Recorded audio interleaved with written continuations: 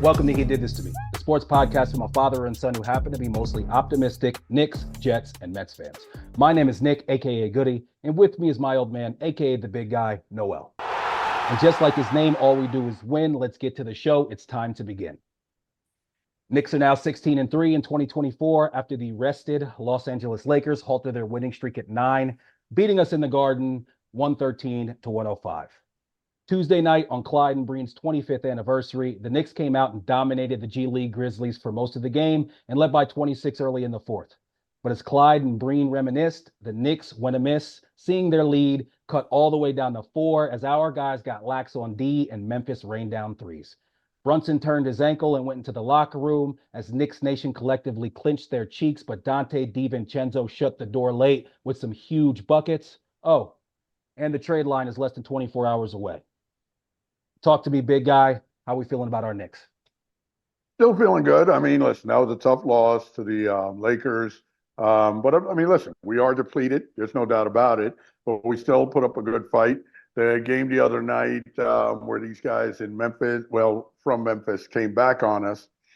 I mean, listen, like I always say, man, they get paid too.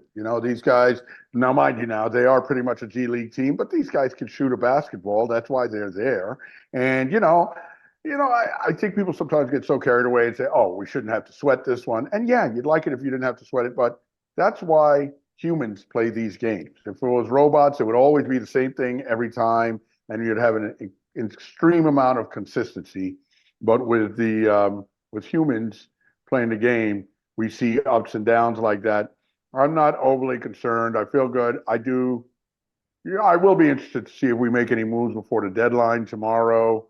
I'm partial to our guys, especially the bench guys, Grimes and all that. But, we'll see what happens. Well, we'll dig into the deadline a little bit more in detail later on in this segment. The thing about it is Memphis, they have played some close games lately. Yeah, they have. You get those guys who are typically, not even in the rotation, but not even on a roster. When they get into a game, a marquee game against a marquee team, you're playing in the Garden, they're going to give their best. And it's just human nature, like you said. Quite often guys are going to start, get a little bit lax. I mean, even Brunson in that fourth quarter had a couple times where he just totally lost his man. That short guy, if he's only like 5'8", and he hit some wide open threes. Listen, there was one time when he got kicked to the ball kicked to him and he was wide open, and I was like, there's no way that he has found his way on an NBA roster at 5'8" if he can't stick an open three like that. He's going to be able to do that. But at the end of the day, like we talked about before, they took care of business. They got the win. Brunson going down, unfortunate. Another thing that we're going to get into a little bit later is the whole, Thibs and, whether or not he overplays his players.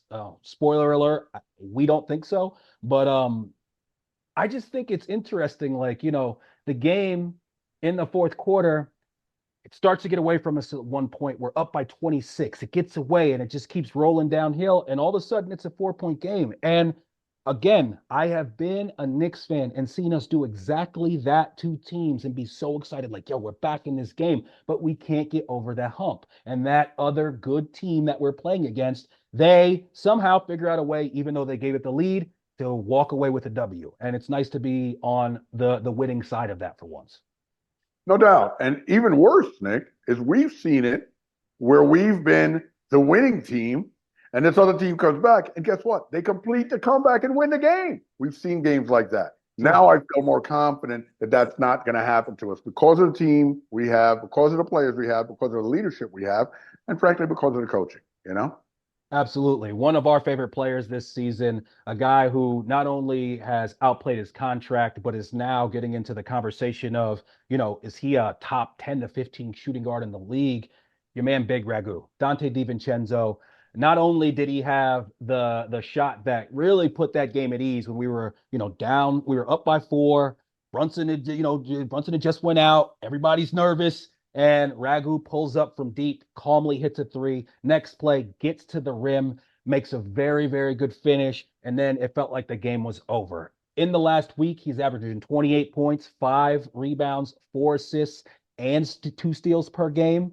One thing I Killing it. saw from him last night that I loved was he's putting the ball on the floor a little bit more. The scouting report is out, buddy. Everybody knows you can shoot. Everybody's going to be running out at you and trying to run you off the 3 point line. And he definitely has the ability to put the ball on the floor and make it happen. And then to kind of culminate all the love I'm giving to my guy Ragu, last night I thought that this quote was just fantastic and totally embodies the type of guy that he and really all these Villanova guys are. He was asked that whether or not he thought, what would happen if he ever was able to get usage, this much usage, what would that look like? And he said, no, I don't care. To be straightforward, I want to win basketball games and I like playing with really good players. It's as simple as that.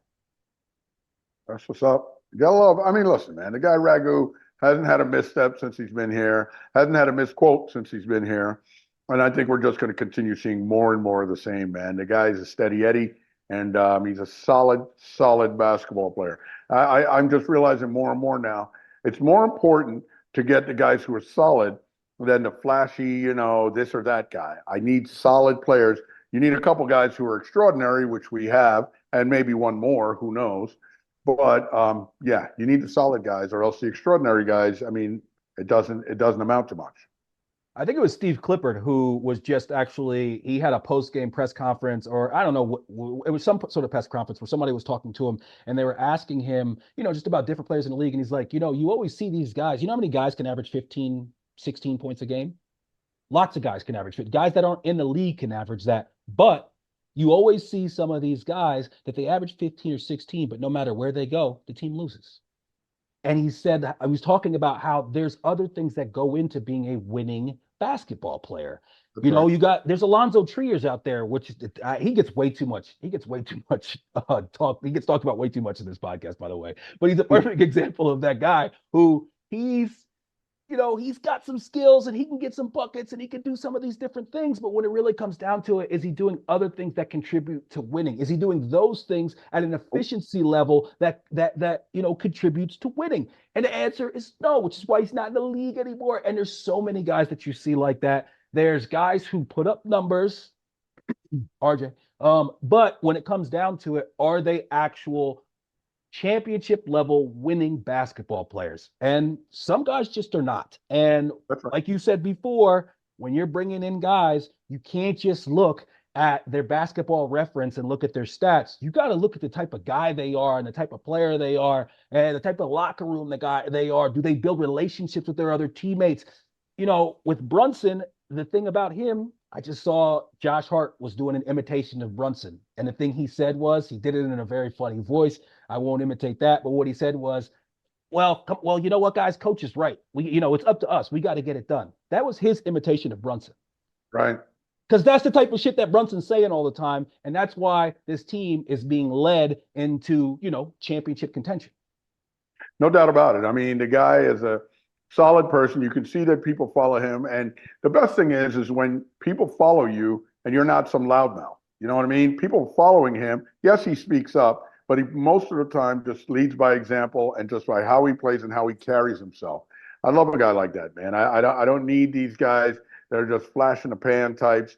And I mean, you can get guys like you're saying who can score and all that, but if they're giving up buckets on the other end, not making rebounds, not boxing out, letting people just have multiple chances and all that, that's much more than 15, 16 points a game. That ruins the whole fabric of the team. And then, if you have enough guys doing crap like that, you're going to see the rest of the team doing crap like that because, again, human nature. If everybody's pushing each other, which it seems to me like on this team they are, you get a much better product on the court. Yeah, everybody's going to be pushing each other. It's just about which direction. And, luckily enough, we have some guys at the front that are, rowing our boat in the correct direction.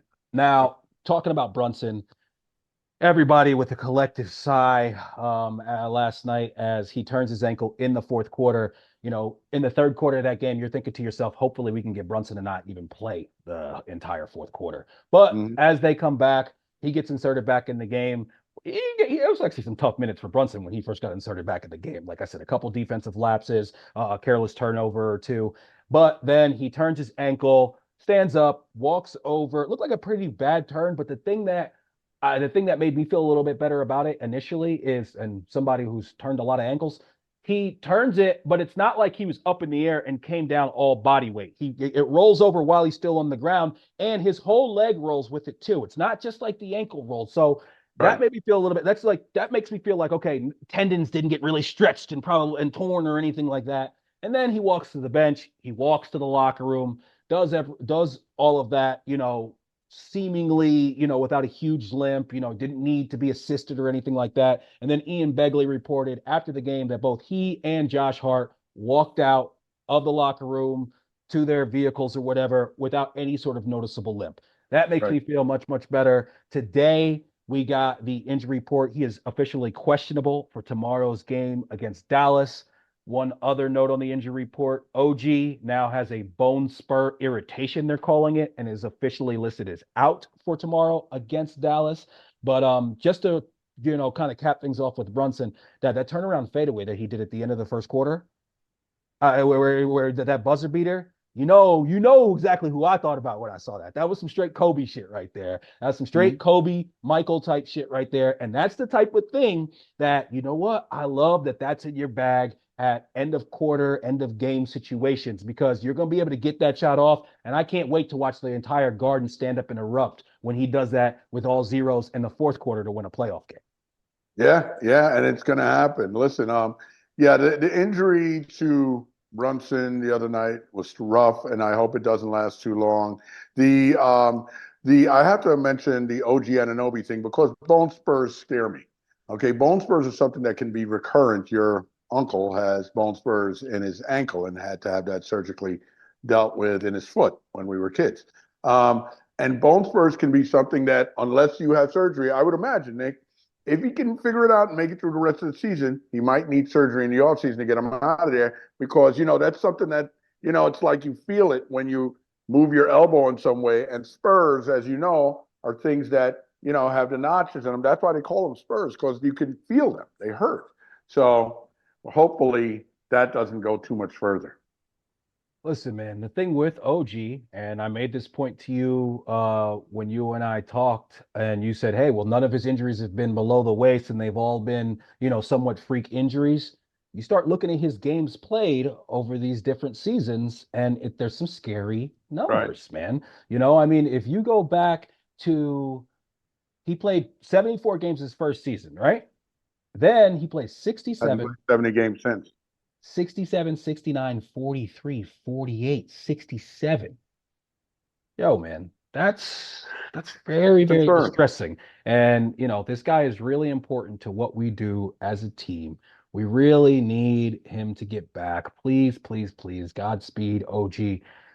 The bone spurs, if it's a pain management thing, then I would just say just go ahead and sit him out through the All-Star break. And hopefully after the All-Star break, he can just give us what he can. It's on his shooting elbow as well. I saw a whole Mm. breakdown about the fact that he wasn't wearing anything on his elbow his last couple games on Toronto or his first couple games with the Knicks. Then, he's got the kinesiology tape all over it and some sort of like light taper brace and whatnot. And, obviously it culminates in him missing now 5 games and definitely going to at least be a sixth. Not good. No, not good at all. It's definitely majorly concerning. I don't know what's going to happen here. As far as Brunson, that injury sucked and whatnot, but I believe Brunson's a bit of an Iron Man. I think he'll be back sooner rather than later. Yeah, I mean, I definitely don't see him missing 2 games off this. I would not be surprised at all if he plays tomorrow in Same. against Dallas. His old squad. We lost to them earlier this season, but with OG definitely being out, if Brunson's definitely going to be out too, I almost look at that like we just give a G League game almost, like get even maybe don't run these other guys into the ground right now, have them playing crazy minutes when we're playing in a game that we don't really have a chance to win. But Yeah, I don't think Thibs will do that. I don't think no, Thibs will do that. He's going to try to get every win. But at least, I would say, listen, if we're down by 20 in the fourth or something like that, like call off the dogs. Yeah, but, I say that, but if I'm watching the game and we're in it, I'm going to want to win it just like anybody else. you're going to want to win. And you've seen us come back from 20 down so many times. You've seen other teams come back from down 20 down so many times. So Not without our top 3 players. no, not without our top three players, Nick. But we've come back from 20 down other years when we didn't have these guys. So, I mean, it's the NBA, Nick. It's all, I tell you all the time, NBA basketball is all about runs. So you can have a run. And that's why I get Thibs and not, people are, oh, sit this guy, sit this guy. Listen, if he We're had going to said, talk Thibs. We're going to talk I Thibs. thought we were talking there already. No, Okay. no, we're going to talk Okay. Thibs. We're going to talk Okay. Thibs. I My have something bad. I have very specific things and to talk about when it comes to Thibs. We're going to get I there. do as I'm told. Josh Hart. We got lucky last year when he first got to the Knicks and he was hitting all those threes. All the Portland people said it, and by the playoffs that was starting to fall off a little bit. And this year, I mean, it's not even just that he's not hitting them. He's not even taking them sometimes. There's times where he does not want to put that ball up. And I've heard him joke about it, in press conferences and interviews and things like that. We just need him to, at least be respectable. If he could get that number from 33, or no, from down from 30 up to, that 33 to 35, that would really, really help. But we'll see. He's still Mr. Everything as far as all the different things that he brings to the game. I don't need him to be a great three-point shooter, but it's just hard to have a guy on the floor who's 6'4" who shoots 30% from three. Yes, I agree. We do definitely need him to pick it up. I felt like he looked a little better in the last game than he had recently. And listen, man, I want Josh Hart to do better, but I read where some people say like the guy sucks or whatever, and that just says to me you're not watching the game. The guy does so many things good for us. You'd love it if he shot like he did last year all the time, but that's just not realistic. So I think he'll be okay. If you don't appreciate Josh Hart's game, then you're just a casual. You don't understand ball. Because most of the things that does, they don't always show up on the stat sheet, but they're invaluable to the team. Your boy Deuce McBride, a little bit up and down, had a tough game against the Lakers, looked better last night against Memphis. One thing that I noticed about him, I looked up his stats. He averages less than one assist per game. For a guy who's 6'1", that's tough to have on the floor. I still feel like I get flashes of Deuce where I'm really excited and I think what this guy's good. He could be a rotation player. But then there's other times where I look at it and I'm like, if you have real legitimate championship or at the very least conference championship aspirations, I don't know if you can rely on this guy to be one of your big rotation pieces, one of your top 8 guys, if that's the type of goals that you have as a team. I obviously feel a little better about Deuce than you do because I think he gives us so much more on the defensive end, again, that are not necessarily seen on the stat sheet, but he produces and plays very good defense against opposing guards. And also, I think Deuce is the kind of guy, and actually, when we get into the playoffs, Deuce's minutes will be reduced. Let's say we stay as is. I think Deuce's minutes will be reduced. He won't be, out there for as long, but when he's out there, man, he gives it his all. He can shoot. I like him on the court, like you said last week. I like him on the court with another ball handler, so he can play off the ball sometimes. He does some good things out there, and I think Thibs. I see Thibs changing some things now. Where he's like, there's a couple times now where you'll see, and it's probably because of the injury, but you'll see Deuce out there with Brunson. So I think Thibs is trying some different, combos there to figure out the best way to work this guy because he sees that the guy's a quality player, man, and he's tough and he plays hard all the time. So he brings a lot to the table where that's concerned. Yeah, of course, we wanted to bring up his assist, and I mean, his shooting is almost lights out. I mean, I'd like to know what his percentages are because his percentages are fantastic. I mean, the guy's very consistent from the field. I even saw him make a really nice layup last night that I was like, whoa, look at Deuce. He did have that one good take. I think it was late in the third quarter. Yeah. Deuce McBride, I know that at one point he was shooting 46% from three. Right now he's shooting 44% from three. He's still shooting very efficiently from three. The thing that I see about him is that, so like the Lakers were playing that game, they clearly came in ready to go. They rested, AD, they rested LeBron. LeBron was won 12 out of his last 13 at the Garden. He always gets up for the Garden. And what I saw was in that game, especially later on in the game when the game got tight and the defense really clamped down, I felt like Deuce was feeling a little bit squeezed. He was playing a little bit of hot potato with the ball, didn't want to put it on the floor. And in addition to that, he was also just, always consistently, dribbling the ball into situations. I think he had a couple of tough turnovers in that game. He just seemed like it was a little bit too much for him. And I don't want to find that out in the playoffs. We saw a guy like Quick who, as great as he played last season, when we got into the playoffs, all of a sudden he shrank a little bit. So I just don't think relying on him, and we'll talk about this a little bit later when we get into the trade deadline segment. I think that relying on him to have to get big minutes once you get into big games is a mistake if we do that. But I think that I don't want him going anywhere. I think he's got great potential. I just don't know if where we're at as a team right now, we have time to go through those growing pains. That's all. Yeah, no, it's legitimate concerns. And then you saw Julius on the bench. Nice to see him on the bench. Seen him posted on social media a few times. The arms are not in any sort of sling. He's out, doing things with his wife so I think he's going to be fine. I think he's rehabbing. I think we're going to see him after the All-Star break at the latest. I think it's smart for us to push him out that much. I wouldn't be surprised if Julius is trying to push to play right now, but he looks like he's okay. I got to ask you a question, though. Did you see the outfit he was wearing on the bench yesterday? I don't know. That You one know, picture like a you told me he had on some stupid striped pants. No. That was him, and I sent you a picture of him out with his wife just to show you that he was sitting there chilling. His shoulder looks fine. But last night when they showed him on the bench, he had on like a leather, like buttoned up jacket. It looked like an old like Pele jacket, and like Pele, and then he had on a Scully too.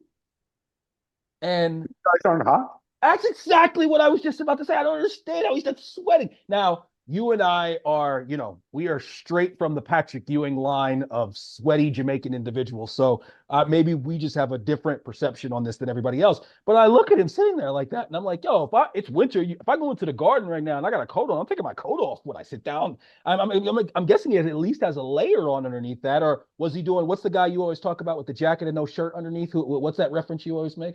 Oh, Butch something. I'll think about it. But he was a boxing promoter, and he always wore a jacket with a bow tie and no shirt. Well, I know I've heard you say Love that that many guy. times over the years. So I Butch, figure Butch Lewis. Butch Butch Lewis. Lewis. Okay, there you go. But I think yeah, if you Google him, there'll be a picture of him with a jacket with no shirt on. maybe I'll throw it up during the episode. Yeah, but no, that's the thing, man. It's like, yo, I just don't understand how these guys aren't hot. I always see them wearing like multiple layers and jackets and scullies on the bench, and I'm like, yo, you're not fucking sweating. It's unbelievable. I don't get it. I don't care who you are. You don't have to be Jamaican. I don't care who you are. You should be hot. And in the garden, that's why you see everybody in the garden. They're not wearing their coats. You take your Right. coat off and you enjoy the game. I don't understand these guys, man. But you know what it is, Nick? It's like a fashion It's sense. the look. It's the look. That's right. They want to maintain the look, which I think is stupid. But okay, that's their deal. I don't care. Yeah, shout out to Kendra Randall, his wife. She's a bit of a fashionista of herself. I'm sure that she has something to do with his outfits. Precious and iHeart continuing to hold it down. They just playing solid, man. Both of them playing Oh yeah, solid. Precious he's kind of developing more of an offense. You see that yeah, he's he got a is. couple more things in his bag than you thought before. He's only 24 years old. He That's plays right. very strong defense. He's strong on the boards. He's supposed to be a throw-in, but he's been looking great. Isaiah Hartenstein continues to just be the guy that we expect, one of the best centers in the NBA, and he's supposed to be our backup. I would not want to get rid of. Clearly, the Hartenstein thing is going to be hard in the offseason to keep him. But I love Precious. I love the way he plays. He plays hard, plays with passion. And like you say, his defensive rotations are good. And offensively, man, I've been really impressed with this guy finishing around the rim. He does a really good job of getting that ball in the bucket when he's close to the rim. Better than a lot of big men out here. Okay, Yeah. I mean, he finishes better than Hartenstein, actually. Finishes better than Okay? Hartenstein, and he's got a legitimate three ball. When he shoots a three ball, I'm not like, oh my god, it's a shot, like it's a legit It's a shot, shot. and it's a shot. And I've seen him hit he's hit at least two or three since he's been a Knick, Yeah, and he hasn't taken a lot, so I'm sure he's probably shooting a decent percentage too. but he finishes better than Hartenstein, better than Mitch, too. I mean, much better than Mitch. Yeah. Listen, Oh, Mitch dunks the ball. Mitch isn't dunking, but that's the thing. Mitch can dunk Now from just finish it. about anywhere at certain now. But but the thing with Hartenstein is that I mean sometimes he finishes like he's Yeah, instead of being 7 feet tall, like he's 6 feet tall. He's trying to like flip the ball up and some shit. And it's like right. every shot you take should be going down at the basket when you're within 5 feet. Yeah. It's a little frustrating at times, but I mean, there's times when he just doesn't finish well off glass and stuff like that. Yeah. And this guy, Precious. I mean, the first game or two, like you said last week, he was a little nervous, little shaky. He seems to have settled in, and I love the way he's finishing at the rim now. He's just doing a very good job. Yeah, love Precious. That's my guy. Got some good news on our guy Mitch from Thibs a couple days. Yes, yes. It sounds like he's going to be resuming basketball activities after the All-Star break. So it sounds like he could be back, well before the end of the season, which is fantastic news. I mean, I can't wait to see what our defense is going to look like with, OG if his elbow ever gets right, and Mitch on the court at the same time. That could be really, really something to see. You know, Yes. definitely get well soon, Mitch. Happy to see that. And then, okay, so I've been fighting with people I've spent way too much time fighting with people on Twitter today about Tom Thibodeau. And so many people saying, hey, he's running his guys into the ground. Why was Brunson in the game? I even saw just before we hopped on, I went on the YouTube on my phone and I saw the segment from Evan and Tiki, which I kind of like Evan. I can't stand Tiki. I've never been a Tiki guy. And he's the one that's saying, well, these Tibbs guys, he runs them into the ground. He runs them into the ground. Tiki, a former athlete, okay, a running back who was a bit of a bell cow, if I remember him talking about the fact that Tibbs runs these guys into the ground. All right, so let's have some facts. The Knicks were down 9 when Brunson got hurt. Okay, so it's 9. not like we were up by 20 or something like that. We were No, the down Knicks 9. were up 9. I'm You sorry, said up they 9. were down. I'm sorry, Right. my bad, my bad. Knicks were up 9 when Brunson got hurt. So it's not like we're up by 20 or anything like that. We're up 9 when he gets hurt. I very much think that Tibbs did not want to bring him back in the game. And if we'd have continued to keep the lead at that 20 to 25, he brought him back in with it was 20 points. But at that point, it was 26 just now, and it's kind of going in the wrong direction. I think he wanted to bring him in right there. It's like, say, let's get it back up to 25 and then come on back and come sit next to me. Right. Obviously didn't go that way. And Brunson contributed to that as well. So for all the people that are out there and they're talking about the fact that Tibbs places guys too much, forget all the different things about, well, you got to win the game and all that. Let's just look at some facts, some just straight numbers. So right now, Brunson is 11th in the league in minutes per game. Okay. I don't know, but top 10 players typically play top 10 minutes. If you look at that list of all the different guys, it's not a bunch of bums who are up there in the top 10. Okay. He's played 40 minutes only 6 times in all 48 games that he's played this season. Julius is 16th in minutes. So we've got 10th and 16th, right? Some players who average more minutes than Brunson. Luka, injury history. Durant, crazy injury history. Booker, not much injury history, but that's 2 players in the top 10 on one team. Can you imagine if Tibbs had 2 players in the top 10 on one team, what people would be saying? Oh, and guess what? Brunson is 11th in minutes per game. Guess who number 10 is? Anthony Street Clothes Davis averages more minutes per game than Brunson, the guy with more injury history and more conversation about his injuries than anyone, but no one talks about how much they play. To stop it with the narrative. It's something that people made up back when he was in Chicago, when Derrick Rose got hurt. Wait, Derrick Rose got hurt? Oh, it must have been Tibbs playing too much. We now know that Derrick Rose gets hurt no matter where he goes or how much All he the time. plays. He needs to be a backup, but he's going to get hurt. He's a brittle individual. He's a great ball player. He's a brittle individual. I don't think Jimmy Buckets looks like he's so run down. I don't think that any of it. It's just such a lazy bullshit narrative. And it was even today. I saw Malika Andrews. Somebody was on there and they were talking about the Knicks, and she said, "Well, yeah, but those Tibbs players, they get run down." And it's like, yo, you're a professional. And I had to at her with a couple of these stats and be like, yo, stop. Like, you got a whole stat team behind you. Look up some stats before you just use a narrative from, 6 years ago. It's just very, very frustrating. He's the best coach that we've had, Van Gundy. He's the best coach that many Knicks fans have had in their lifetime. And we're in the midst of winning 16-3, and somehow, some way, people got something to say about the coach. It's just fucking ridiculous. It is ridiculous, and that you took the words right out of my mouth. It's a lazy narrative, Nick. It's a narrative that's been out there, so everybody reaches for that when they want to say something about Tibbs or whatever. Listen to me. If we and I was going at it with somebody online last night about that because somebody said, well, see, Thibs got him hurt. Listen to me. If Thibs takes Brunson out of the game, and this person actually posted a feeling that you know what, you take the starters out of the game when we're up by 20, and you let the bench figure it out. Just let them figure it out. And I'm like, that's the stupidest thing I've ever heard. You can't just offer up games in the NBA. Okay, these games, these one or two games, might have a huge difference to our seeding at the end of the season. Number one. Number two, just imagine we're up by 20 something. Thibs takes the guys out of the game, the front line guys out of the game, and let's go. Let's bring in Baby Top. Let's bring in Evil Twin. All these guys, and then the league gets away, and now we lose that game. Thibs would get crucified by the fans, by the media, and hey, guess what? By the front office. Okay, the front office would be like, "Yo, what the fuck? You're not trying to win? Oh, I wanted to give the bench guys a chance to figure it out. Those guys have to learn somehow." No, no, no, no. That's what practice is for. You don't use real games to let them figure it out. That's just stupid. And again, man, if we lost that game, he would have gotten ripped from here to whenever. So you have to be, and people always say these things, like Brunson got hurt because of that. First of all, this is the other thing I thought about. We were joking around, texting, saying that, well, maybe Brunson won't even play in the second half.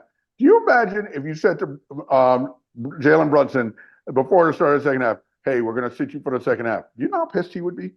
These guys want to play. Oh, well, he's going to start the second half regardless. Yeah. I know that. But let's just say you Right. cannot sit this guy that long. He wants to play. He's there to play. Sure. And especially if he's not injured, dude, what the fuck? And I mean, let's be honest here. You're a player in the NBA. You get paid by your stats and whatnot. You got a chance to go load it up in the second half, and now you're going to sit me the whole second half? Look, man, these guys want to play. You got to play them. Mind you, now I love those stats you just brought up, which shows me that he's not really just like killing these guys. But you know what? We're trying to win games, man. We're trying to win games. And everybody is giving opinions like this, looking backward. If they were there as the coach, and see, what's the worst thing that could happen, Nick? If you take the guy out the game, just chill out, just relax. And now all of a sudden, there's 4 minutes left. We're only up by 3. Get him back in the game. Sorry about some technical difficulties there. Big guy, you were ranting about Thibs. I was saying that Thibs is a very good coach, and the people who don't like him, I think, are just not, they're not paying attention, and they're not, I mean, I think certain people, first of all, certain people just don't like Thibs. So they're always going to find fault. I literally see people, Nick, write online that he sucks and he's a terrible coach, which is amazing to me. You just don't know what you're talking about. I mean, it's not just that we think Thibs is a good coach, or some Knicks fans think Thibs is a good coach. Thibs is regarded as an excellent coach around this league, man, by players and other coaches. He wouldn't keep getting jobs if that wasn't the case. That's right. That's right. If you fired Thibs today, he would be a head coach by the start of next season. I'm sorry. Thibs is a better coach than Doc Rivers. Thibs is a better coach than a lot of guys out here. Okay? Thibs is a better coach than a lot of people. I got faith in Thibs. I'm good with it. Yeah, I mean, listen, the one time that Doc won, first of all, he had Paul Pierce, Ray Allen, Rajon Rondo, and Kevin Garnett, and he had Thibs as his defensive coordinator. Right. So there's something there. Who Big Perk gives a lot of credit to for that championship that year. Absolutely, absolutely. Shout out to Big Perk. He's our guy. Trade deadline less than 24 hours away. Thursday at 3 p.m. Eastern. So I think we might set another record for flip-flopping here because I think last week we both said we don't want DeJounte. I'm back on DeJounte. As much as I love the starting lineup, I think that a move, there's the DeJounte move, which I think then pushes Ragu to the second unit, which I love how actually he and McBride look together.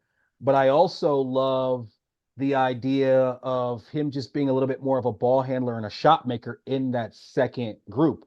The other players that I think about bringing in, Dante stays in the starting lineup. These guys come in and would be, that combo 1-2 coming off the bench for us. So my wish list in order: we got DeJounte Murray. Number two would be Tyus Jones. Tyus Jones is a pretty good defender. He's got efficient numbers: 49% from two, 39% from three, and he averages over 6 assists. He's very much a distributor. So I think that he would cure a lot of ills. It sounds like he's able to be gotten for only one first round pick if you look at certain reports. The next guy is Alec Burks. Give me Alec Burks. If there's a way that we could do an Alec Burks plus Bogdanovich, maybe, I would love to be able to figure that out with Detroit. There's the reports on Detroit and what they're trying to do are all over the place. They did make a trade today. They sent out Monte Morris, and they sent Monte Morris to the Timberwolves. And I know that I forget the details, but I saw that our guy, Fat Forehead, he got traded as well.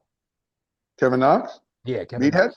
Yeah. Oh, okay. I predict that. Which I his think forehead is a little skinnier now. That's probably why he's playing he's better. lost weight. He's lost weight on the forehead, no doubt. Yeah, he doesn't look like he's got like a little short, fat version of himself directly in between his eyes anymore. He I think that Toppin might get traded again. I read where he might No. be on the move. Oh, yeah, I wouldn't be surprised if Obi. he got traded. The post I saw earlier was that your boy Kevin Knox has been traded at the deadline every single year for 3 years consecutively now. Poor guy. Feel bad for him, but hey, that's life. It's not. Listen, he's got a great life. Come on. I'm not crying a river for this guy. Yeah, the Jazz traded Simon Fontecchio to the Pistons for Kevin Knox. That was the trade. And Wow. I Who know is this guy? Simon what? he can shoot. It's Fontecchio or Fontecchio. It's Fontecchio. I haven't heard anybody say his name, but I know of him. Never heard of him. He's a shooter. He's a shooter. He's a shooter. Okay. And I know that there was some Knicks fans talking about us. I don't even want us to deal with the Jazz just because. First of all, I don't want any of their players really, and fuck Danny Ainge. He's always been a pain in our balls. I don't even want to deal with them. And like we said before, I don't want Sexton and I don't want Clarkson either. Zero, But yeah, zero. so I mean, my idea on the trade deadline is that's who I would like to see in order. I feel like we have to make a move now. These windows, they close quickly. Looking for that big move in the offseason. If you got a team that you think can be in those top two or three in your conference, you got to go for it, man. You got a chance to win that thing. And we definitely need somebody else who can handle the ball and initiate an offense when Jalen Brunson is not on the floor, or at least somebody like DeJounte who can both do that and also push Ragu to that second unit so he can be a little bit more of that shot maker in the second team. And, fuck the picks. Send the picks. Hopefully our picks are going to be in the 30s, if not at least the Hopefully. high 20s. So send the picks, get somebody in here, go for it right now. Come on, Leon, let's go. I'm all with you. I'm definitely with you on the DeJounte thing. I love Tyus Jones too. He can get the job done. Have you totally given up? No interest in Brogdon? Brogdon was last on my list after Burks. Oh, I don't know. Maybe sorry. I didn't continue but it's DeJounte, Tyus, Burks, Brogdon. Right. Burks is good because he's a cheap pickup, and he's an efficient guy. He gets things done. I like the Burks idea, but I mean, listen, DeJounte Murray would be outstanding. And really, if you got DeJounte Murray, I know, different from last week. Who cares? Who cares? We're not watching last week now. That was eons ago. No, but if you got him on the team, I do dislike the thought of moving Ragu to the second team, but I also think that Ragu's the kind of guy where he wouldn't like get his feelings hurt or whatever, and he would understand and he would maximize his opportunity. And the thing is, you're not really giving up any players to get DeJounte. I don't think really you'd be giving up more. Maybe you'd have to give up Grimes. Grimes, yeah, it seems like it would be Grimes, Fournier, and picks is the deal. And again, there's been some pretty prominent people today who have said that the Knicks are working on a DeJounte deal as we speak. It's been all over the place, and so obviously we'll just have to let it play out. Less than 24 hours. Got faith in Leon, no matter what happens. Do think we need to make a move, and we do need to get some help, just because we're right there, man. We're right there. And now, especially, and I want to get DeJounte even more now that I'm nervous about this whole OG situation with the elbow. Yeah. And the reason that Brogdon is last on my list it's not because of his play, it's because of his games played. He typically gets nicked up, so that's what makes me nervous about him. Hopefully, we make a move. And then next up, we have Dallas. Whether or not we'll see Brunson in that game, who knows? But that's coming up on Thursday. I would just like to see us win because we lost that last game to them. I'd like to see, and Of Brunson course. didn't have his best game, so I'd like to see him play and be able to play well, but totally understand if we're going to be cautious with him. We're in this for the long haul. Just got to get these guys back, man. Got to get some guys healthy for sure. Yeah, I mean, like you said, the thing I like about it is I trust Leon, and I what I trust is that if we don't make any moves, the moves weren't actually there to be made. That some other teams were trying to hold us up for some king's ransom, and the thing about like about Leon is he doesn't overpay. He's measured. Before, but right before we had too many times where general managers would just overpay for guys and constantly getting guys who are older and guys who are on the back end. Like you said, we're getting guys on the come up now, and that's a huge difference in who we are. I just, I like Leon. Leon's not going to overpay. I want this. I don't want that. What I want is I trust in Leon. What Leon decides is probably the right thing. And I trust in Leon. I know Leon knows a lot more than I do, but I like his sober way of doing business. Yeah. It was always either has-beens or reclamation projects. Whenever I hear about Knicks trades, I always think of the Eddie Curry trade and the picks that we sent out in that trade turned into Joakim Noah and LaMarcus Aldridge. Right. Both Yeah. just just leaps and bounds more successful and better players than Eddie Curry ever became. And Yeah. when somebody drafts a guy that high and they're willing to get rid of him, buyer beware. I think that seems like it's pretty self-explanatory, but we were always looking to make the splash back then. Now, we sit back and we just ride the wave. Yeah. That was your boy Isaiah, who, I mean, this guy, he made such terrible moves. But anyway, we I want to would say get into I think we should just ban that name from this pod for through, all eternity. yeah, for all eternity. All But right. yeah, hey, we'll see about the Knicks, man. We'll see what happens. It'll be interesting to see what happens in these next 24 hours. Let's go Knicks and let's get to the All-Star break as intact as we are now, get rested up, and Please. then second half, let's go. Let's see what happens. Exactly. Exactly. It's a short second half. It's a sprint to the end line. Absolutely. Okay, before we move into a little bit of Super Bowl coverage, including the big guy locks and the slick Nick props, I did want to just really quickly bring up the fact because a couple episodes ago we talked about Doc and the fact that we didn't necessarily think he was going to be so successful there. We didn't like how the whole thing went down. And now, since Doc has arrived in Milwaukee, they are 1-4. Okay. Just sinking like a stone in the standings, currently tied with us. And I thought this quote was really interesting, and I wanted to get your take on it. Doc, when asked about the 1-4 start, he said the Utah game, you kind of knew. You knew the altitude back to back. I mean, whoever scheduled a Dallas, Utah has never been on an airplane in their life or no time zones. That was just a tough one. We knew that. I guarantee you, when they looked at that before the year started, they were like, this was going to be a brutal game for us. That was his quote. And he was, that's a small snippet from him talking in general about the 1-4 start since he started. I have opinions on this, but I'll kick it to you. What do you think of, their start so far? What do you think of that quote from your boy Doc? Well, I mean, listen, it's an extremely small sample size. And if you look at, when teams make changes like that, sometimes they need time to figure some things out. And Doc may be changing some things that they need to figure out. Just like when the Clippers started so badly and look how well they're doing now. That said, I told you, I think Doc is a decent coach. I don't think he's a great coach. And I think that that excuse in Utah was bullshit, but I think he was trying to make an excuse. He was, trying to basically, he's doing what some coaches do where he's trying to get the pressure off his guys for a terrible game or whatever and making some stupid excuse about altitude.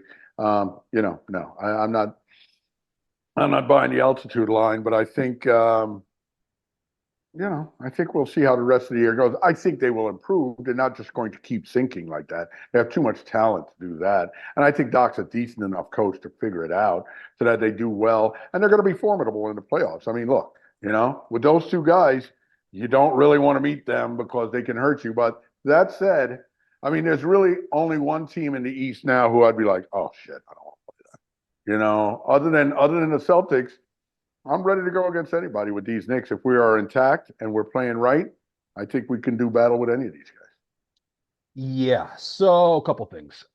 I don't think that he was doing the whole like I'm, trying to take the pressure off my players thing. I think he was trying to take the pressure off of himself because the pressure's on him now. It's not on the players, it's on him. Okay. And I thought that was listen, man, if that was my coach who came out with that quote, I'd be very, very annoyed because Tibbs, there's no way Tibbs would ever say any shit like that. No way. Tibbs would say something like, "Hey man, we got a couple of tough games, back to back, and you're going from Dallas to Utah, you got to deal with the altitude and all that. But you know what? This is the NBA, and guys got to figure out a way to get it done, and guys got to We figure out a have way enough to to be win. prepared. Exactly, we have enough to win. Exactly. I don't want my coach saying any of this, let these guys off the hook bullshit. Okay. I don't like that being the type of message that is being pushed out and permeated throughout the entire team. So listen, I'd be furious about that quote. I think that first, Middleton's got an ankle. Dame's dealing with a little bit of an ankle. As we know, everybody's going to deal with some different injuries, and they're 1-4 right now. And I thought that the Clippers was a good example of a team that struggled a little bit to figure some things out. They're figuring out a new coach. They've been playing together now for more than half of the season. Yeah.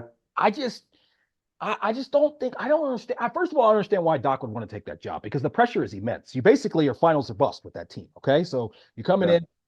If I'm Doc, I'm like, man, give me a decent team that I can get in with and kind of grow with and push them to the next level, or give me a team at least if it's going to be one of the ready-made teams where I can come in and from before training camp, I'm the coach and I get to implement my mindset, my sets, all those different things. I think it's a tough situation for them. I think that they will continue to kind of middle between now and the end of the season. And I think they're going to be a first round exit because I think that Doc is going to get out coached as he has many times before. He's going to run an offense, which is just like, hey, Dame and Giannis, y'all make it happen. He's going to hopefully, for Bucks fans, get them to play a little bit better defense. But that quote right there, if that's the type of shit he's talking, I don't see it, man. I think it's going to be tough sledding ahead for them. Right. And I actually think I feel that way too as far as the out coaching. I think Tibbs would out coach Doc. I think Tibbs, and frankly, I don't have a lot of faith in this guy Missoula in Boston, Boston. he had a Got, tough postseason last year, that's for sure. that's right. He's got a great team. I don't think he's a great coach. Nick Nurse is a very good coach in Philadelphia. He's a very good coach. So I feel good with the personnel. I feel good with the coaching. I feel good with the front office. I mean, this is a good time to be a Knicks fan. I really do feel that way. Yeah, and I think the Bucks are going to underwhelm this year. I don't think it's going to I be agree. a good finish for them. Your boy Patrick Mahomes, he is about to go into his fourth Super Bowl. He's 2-1 thus far. There's been a lot of people talking this year, wondering, is he already the greatest quarterback of all time? What do you think about that? I know that you're a big fan of Mahomes. I also know that you appreciate the history of the game. Where would you rank Patty Mahomes as far as all-time great quarterbacks? I mean, listen, Mahomes is up there, and if he wins, I heard this stat today, which is amazing. If he wins today, he will be the first player, I believe, in the NFL to win 3 championships in his first 7 years, Wow. ever. Wow. You know what I mean? And the guy who said it made the point that that's been done before in basketball and been done before in baseball or hockey, but never in football. Hmm. And I heard another person make a great point. Chris Canty made this point this morning when they compare quarterbacks like that and say, "Oh, well, this person's not great if the team doesn't win." And one guy saying, "Yeah, if they lose now, it's not so great because they're 2-2 in the Super Bowl. How great is that?" And I'm like, Chris Canty made a really good point where he said, "Football, first of all, as a quarterback, you're not even on the field half the time. So you can't. And this guy was saying like, oh, how Jordan could never lose in the finals, and I'm like, that's the stupidest thing I've ever heard. You can only say that now, since again you're looking back. Okay, I mean that finals against who is it? I want to say the Utah Jazz. I mean, that was a battle up till Game 6. But my point is that Eh. you can't make statements like Jordan could never lose. No, he could never lose in the finals. He never He lost in never the finals. did. But he, yeah, But you but he was 6 for 6, never even went to a game 7. Game So 7. that I so, so, understand so that. that is legit. I mean, But Jordan, again, as a basketball player, you're 1 of 5, and you're on both ends of the court that's all valid. game. That's You valid. know, and you're still only 1 of 11, which we know in football. I don't care how good a quarterback you are, if your offensive line isn't playing right, if your guys don't catch the ball, none of it all matters. In the NBA and stuff, that matters more. So, do I think Patrick Mahomes is the GOAT? I wouldn't put him on that pedestal yet. Tom Brady still holds that designation. Do I think Patrick Mahomes is an actual better quarterback than than Tom Tom Brady? Brady. Absolutely, I do. Absolutely, I do. I mean, his passing is outrageous. And then for me, Nick, like I always tell you, the fact that he can move, come on, man, you can't give me a guy that can't move and say he's better than a guy that can move if this guy's passing is up to par. Now, Tom Brady was incredibly accurate and just was really good with the ball and diagnosing defenses and stuff like that. All of that, Tom Brady's up there, top of the list, if not the top of the top, right? But he can't move.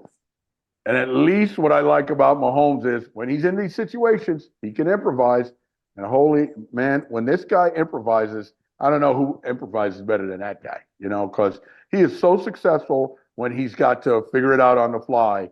And he's just incredible, man. I wouldn't make him the GOAT, but if he wins this year, that conversation is real, man. Conversation's real. So the GOAT conversation to me, there's like two different ways to look at it. I think that you can look at it like who's had the greatest career and who's just like the greatest player that you've seen. So Brady having the greatest career, that is just totally like inarguable. Indisputable. Yeah, it's indisputable. Okay. Now, there have been times where I've heard people say a guy like Aaron Rodgers is a greater quarterback than him. He just doesn't have the accolades in the career. He There's didn't no doubt. play with a guy like Belichick. And with the quarterback and the coach, when you get the two of them together, that's when you can create this all-time great career. That's the reason that Patrick Mahomes is getting a chance to get into that Brady conversation, because he's got that type of setup. And that's the reason that Brady was able to do what he was able to do. I look at it and I say, just like, there has to be some sort of combination. It's almost like an equation that I do in my head where it's like, okay, you have player, eye test, and career and achievements, and you put them all together and you come out with who is your GOAT. Okay. So I think that Mahomes, it's not just about if he wins this one. It's about the performance that he has in the game. It's not strictly just about the wins if he really wants to get into that conversation. And I think that a guy that is often left out of this conversation, who I remember the tail end of his career, I remember, honestly, the game I remember him most is when he was playing on Kansas City, when he was coming back to San Francisco, but has some ties to both teams that are going to be in the Super Bowl. If you look at Joe Montana and you look at his Super Bowl performances, he has a passer rating of 127.8 and over the 11 touchdowns, 0 picks over 4 Super Bowls, and he's 4 for 4.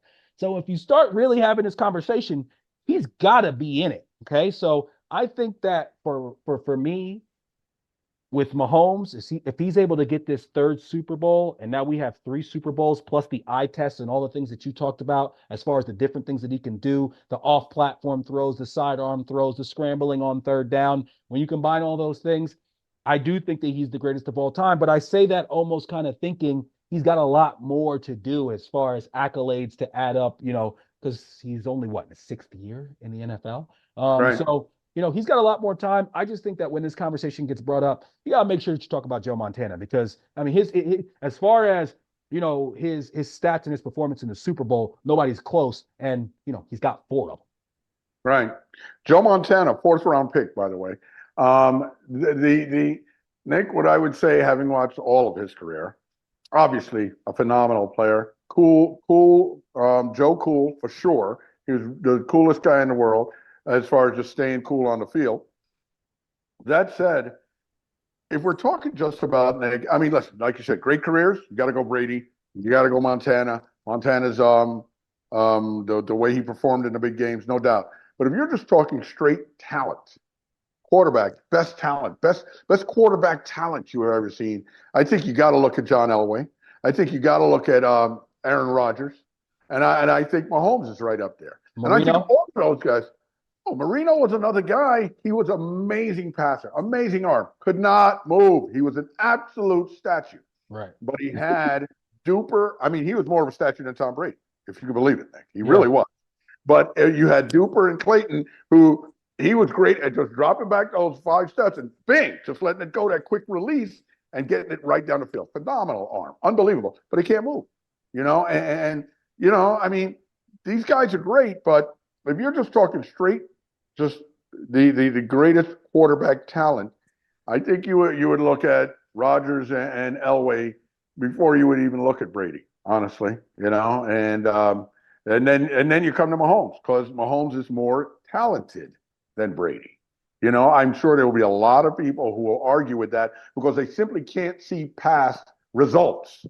But again, it's an eye test, Snake. I've been alive for all of these guys, and I'm just telling you what I think from what I see. Someone who's watched football avidly since at least the early '70s. So I don't know. That's what I think. I mean, I don't think there's any doubt on the talent level.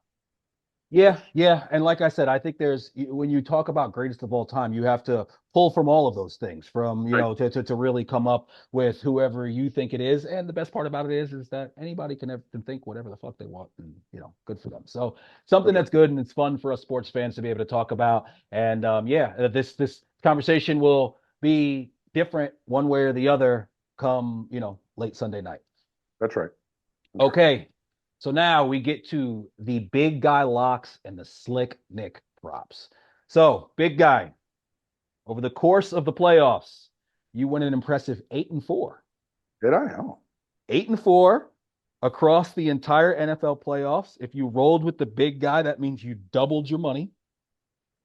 This Sunday, we have the San Francisco 49ers and the Kansas City Chiefs. They match up in Super Bowl 58. The Niners are favored by 2. Vegas keeps betting against Patrick Mahomes. Niners favored by 2. I saw it get up to 2.5 at one point. It's been moving a little bit here and there. What are you thinking? Super Bowl 58, Niners -2 against the Chiefs. The Niners are a very talented team, but I think I got to go with the Chiefs plus the points, simply because I'm not going to bet against Mahomes again. I bet against him with our boy Lamar. Lamar got done, so I think I'm going to stick with Mahomes, and I think Andy Reid figures it out. That said, man, I mean, listen, they got to be able to stop the run. If they can stop the run and slow down McCaffrey, they have a really good chance. I think San Francisco is going to have a tough time with Pacheco. They were not doing well against the run with Detroit, and for some reason, Detroit went away from the run in the second half. But I think Andy Reid sees that and knows that. Andy Reid's an all offensive line coach. He's going to be coaching up that run game, man, against those guys when he sees that video of that Detroit game. I think I got to take Frisco. I mean, I think I got to take the Chiefs plus the points. Okay. Okay. Chiefs +2. And now time for the slick Nick props. Before we get first and foremost, I like the under in this game. The under right now, the over under is sitting at 47.5. And I think that when you have two really good coaching staffs, you're going to end up getting somewhat of a stalemate. I was really impressed with what the Chiefs did last year. Last week they totally switched up their entire defensive game plan. Really, really confused Baltimore. You know that San Francisco, both on the offense and the defensive side, they're going to come in there schemed up with some new wrinkles. And I think that what we're going to see is we're just going to see a little bit of a stalemate overall. And I think it's going to be a lower scoring game. Now, the first prop that I really, really like, I like Rashee Rice for the first touchdown score. It's at +950. First Wow. touchdown is something that I always bet on in the Super Bowl. I usually try to take at least one from each team. Sometimes I take more than one. Obviously, your Kelseys, your Pacheco's, they're going to be, coming in at not as great of odds. And I like to take somebody who they're not exactly the sexy pick, and therefore that's why they get a little bit better odds. It's just a really cool thing to root for. I hit it a few years ago with Gronk when he was when they were playing in the Super Bowl against the Chiefs. And as he's lining up and going in, I'm like, oh, there's Gronk, and he throws the ball into the corner. And I'm like, and it's just a very fun thing to root for. And I think that Rashee Rice first touchdown plus 950 plus 950. You just got to sprinkle a little bit on there, and you could feel like you're having a big win. Start off the game right. You and I, Love it. we didn't talk about this before, but we're on the same page because I like a big day from Pacheco. Okay. The Niners, they gave up 182 rushing yards last week against the Lions. Against the Packers, they gave up 136. So that is something that has been a weakness for them. Pacheco, he's been getting going. He's had a good playoff run. He had a good season. I see him having a big day. His first touchdown is plus 700. I like the alternate rushing yards over 74 and a half at plus 135. Okay, Over 60, 74 and a half for Pacheco. yes, over 74 and a half yards plus 135. And that's the alternate rushing yard because I think the over under is around like 64, something like that. You bump that up to over 74 and a half and you're getting plus 30, 135. I like that one a lot as well. Yeah, so what are you saying that you lay 100 to win 135? I like the longer odds on the Rashee Rice thing a little better, personally.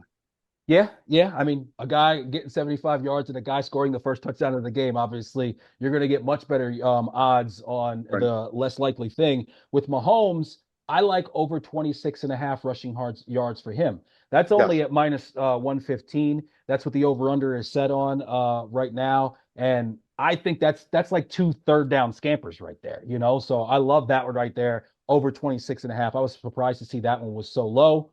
Yeah. And then I like the Ayuk minus 115 over 59 and a half. Yeah. I'd Yeah. like Ayuk. The thing about Ayuk is I think he's super underrated. Okay. And I just think that he has a chance to be the guy who has a couple big plays. Somebody's going to have to get some receiving yards. Obviously, you're going to be looking at Debo. Obviously, you're going to be looking at Kittle. I could just see Ayuk being a guy who has a couple big plays and, gets to that over 59 and a half number right there. Yeah, he might do that on one catch. Come on, that you're talking about that Frisco offense. They could definitely have a 60, 70-yard touchdown. So I don't think that's outrageous, but I still like that Rashee Rice most of all. Okay, and then last but not least, I like my guy Travis Kelce as a Super Bowl MVP plus 1200.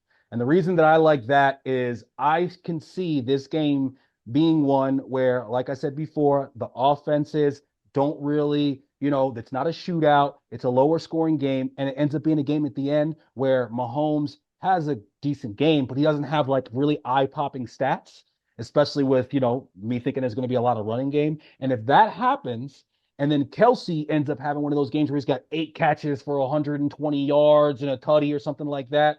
And listen, I'm sorry, but the Taylor Swift effect is in there as well. Okay. So, the whole thing with him getting the MVP trophy and, them, I think that I don't know if that's necessarily 100% going to play a factor, but they show her enough during games. They've obviously realized that her Q rating or whatever is, feeding the NFL. And if it's close, I could see Kelce winning. And like I said, that scenario of Mahomes not having a huge statistical game, but Kelce still having a decent one, plus 1200. I like to sprinkle a little something on that as well. Yeah, no, I like that. I like Kelsey. I mean, because he's that player. I mean, he's that dude. And listen, I mean, if you're just looking at a fairy tale ending, that would be a great ending to it. I don't think there is some sort of fix in because of the Taylor Swift effect where he's somehow going to get the MVP for that. I think he has a chance at being a legitimate, contender for that award. And yeah, I like that. Plus nine, how much? Plus how Plus much? plus 1200. Oh yeah, that's a score. Yeah, that's a good bet. That I, and the Ayuk. I mean, and the Reed. yeah, She Rice, Rice. Rasheed Rice, Rasheed Rasheed Rice. Rice. Yes, yes. Yeah. I listen. I could see it happening. A tight end winning MVP is extremely unlikely. And that's why it's at the number that it is. That But guy. with everything we just laid out, I think there's a possibility. I like it. Catch us every week on YouTube or wherever you find your podcast. Please follow, like, comment, and subscribe. And make sure you hit that notification button on all platforms. Really appreciate all the love.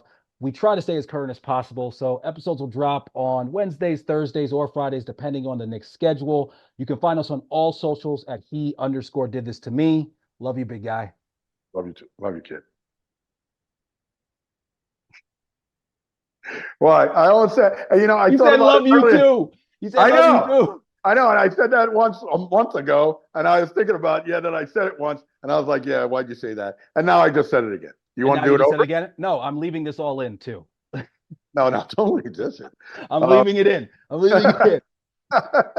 I'm dead serious. I'm leaving it in. All right. Love you, big guy. All right. Later.